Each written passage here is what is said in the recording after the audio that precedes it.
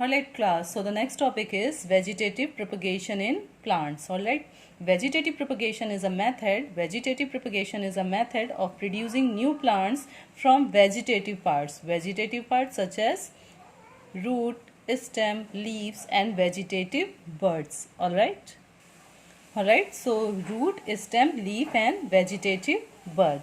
It takes place in plants which do not produce seeds. Okay, this vegetative propagation takes place in the plants which do not produce seeds or their seeds are not viable. It is a common mode of reproduction in potato, ginger, mint, onion, etc. It occurs naturally in these plants. Alright, so the plants like potato, ginger and onion, they reproduce their new plants by vegetative propagation, by the mode of vegetative propagation. Vegetative propagation is also used by the farmers and horticulture to grow number of plants in a short period of time. This is called artificial propagation of plants. So we can say that vegetative propagation could be of two types. First, natural vegetative propagation and second, artificial vegetative propagation. So now I am going to explain the first part, that is natural vegetative propagation. Alright class, so the first is natural vegetative propagation. Vegetative propagation occurs naturally in potato, in ginger, in onion, gladiolus and mint, strawberry, etc. It can occur by the various means like by the underground stem, aerial stem, roots and leaves. So the first point is underground stem. Underground stems of many plants like potato, underground stem like many plants, potato, ginger, gladiolus and onion have buds on them. Under favorable condition, these buds give rise to the new plant. Means these all are the examples of underground stem. Alright. So first one is tuber. Tuber is a swollen underground stem storing food, and potato is a example of tuber. Alright. So the example of tuber is potato. The example of tuber is a potato. It is a swollen underground stem is storing food. Alright, it is storing food and it has number of buds, and these buds are known as eyes.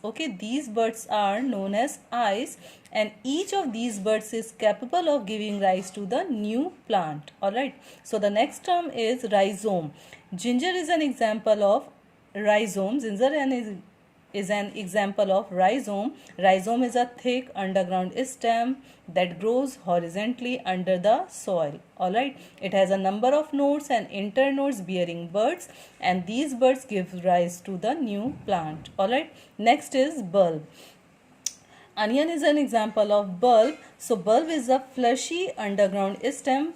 It is a fleshy underground stem. An onion bulb has a number of buds in its center covered by membranes. Its center, it covers buds which are covered by many layers of membrane. Alright. Then the last one is corm. Corm is a round underground stem with a base surrounded with scaly leaves, scale-like leaves.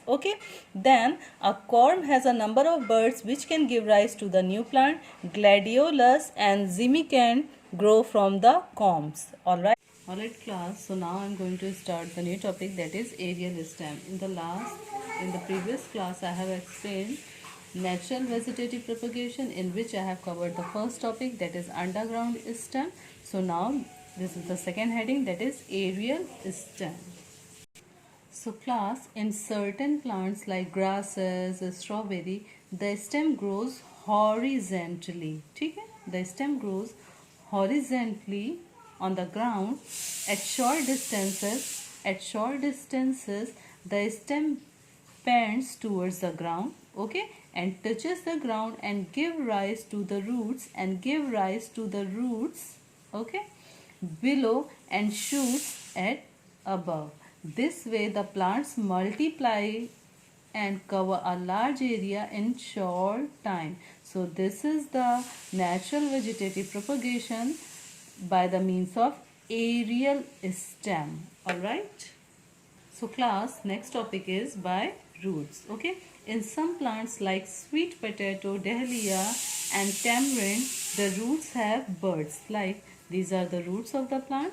Okay, these are the roots, and these small dots are the buds over these roots. These buds when detached can grow. Okay, can grow into new plants. Means these eyes जिन्हें root buds कहते हैं, these buds can grow individual plant, and when these buds detach can grow into a new plant from one root of a plant.